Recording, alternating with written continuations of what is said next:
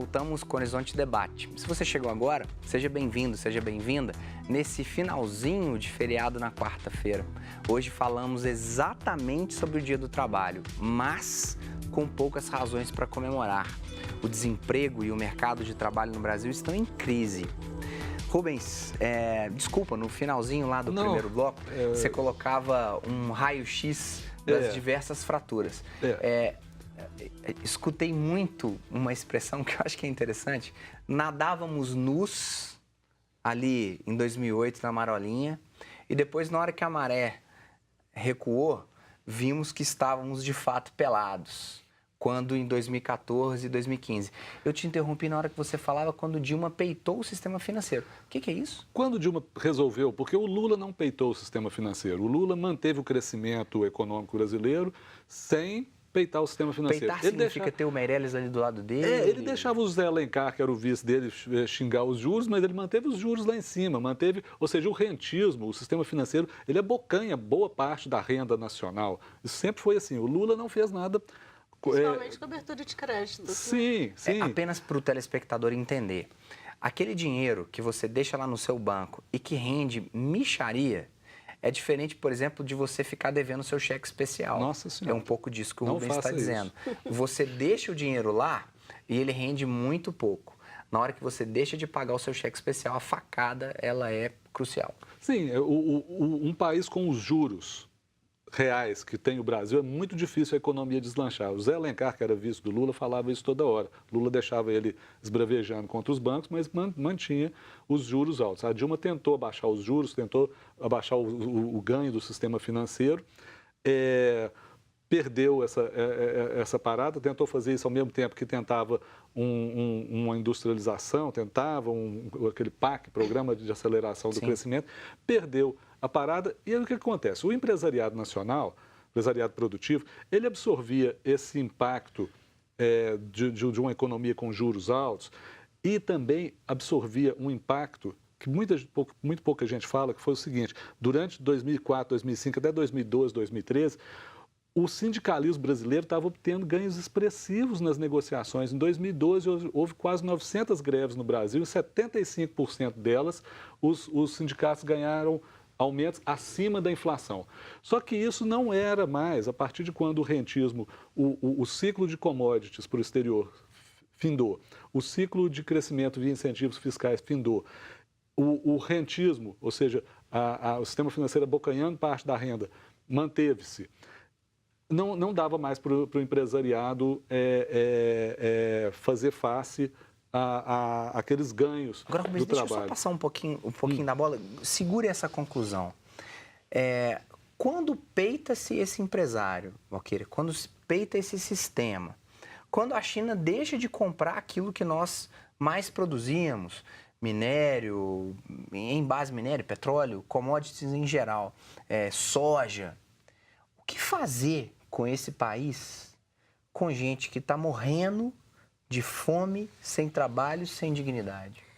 É interessante porque quando você fala do governo Lula, que de 2003 até 2008, igual o Rubens comentou, a gente estava no boom das commodities e depois de 2018 ela cai de novo. E aí é que entra a questão da discussão do PAC, que foi o governo, foi atendendo uma política keynesiana, o governo passa a intervir na economia, passa a gerar emprego, faz investimento em infraestrutura, que foi estrada, fez faculdades, gerou todo esse boom. E também Construção Civil, Minha Casa Minha Vida, que foi um boom, né, nesse período. Sim. Que foi mais que gerou emprego nesse período, foi na construção civil. O que você espera nesse momento de crise?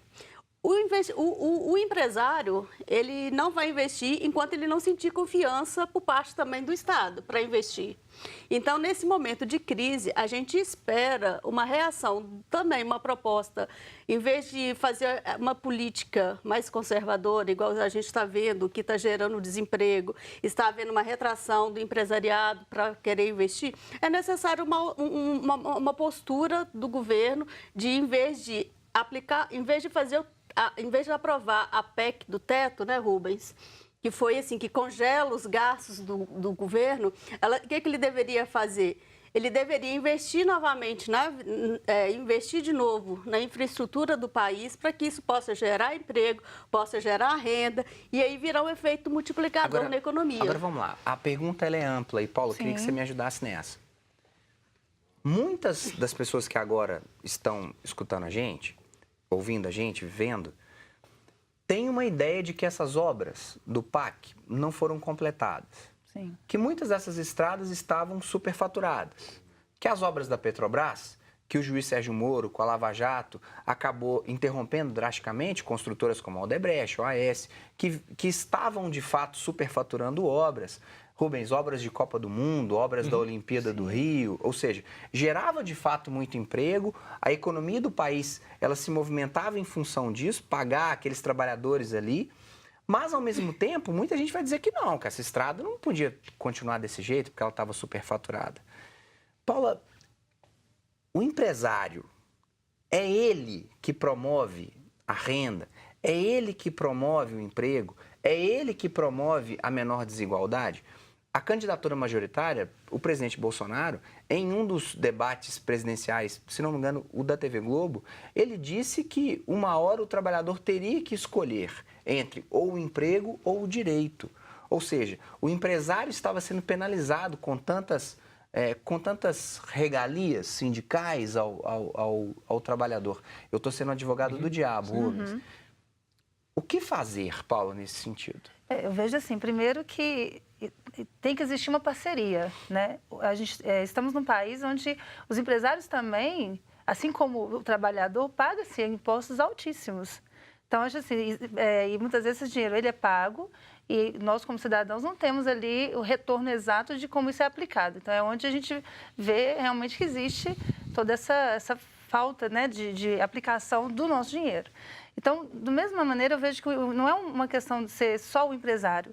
Precisa de ter, sim, políticas públicas que proporcionam, porque o empresário ele paga o imposto, o funcionário dele também paga o imposto, quer dizer, seria o governo atribuir isso só para os empresários, eu acho que é uma carga muito pesada. E acho que tem que sim haver um diálogo e tem que ter parceria.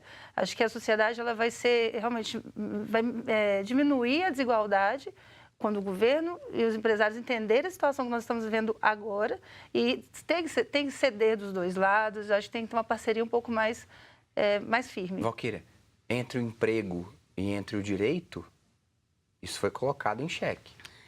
Na verdade, quando fez a reforma trabalhista, ela teve a atender mais o capital, né? Dar mais liberdade para o capital agir sobre o trabalhador, né? Perdão, sob a justificativa que isso iria criar mais empregos. 2 milhões de empregos.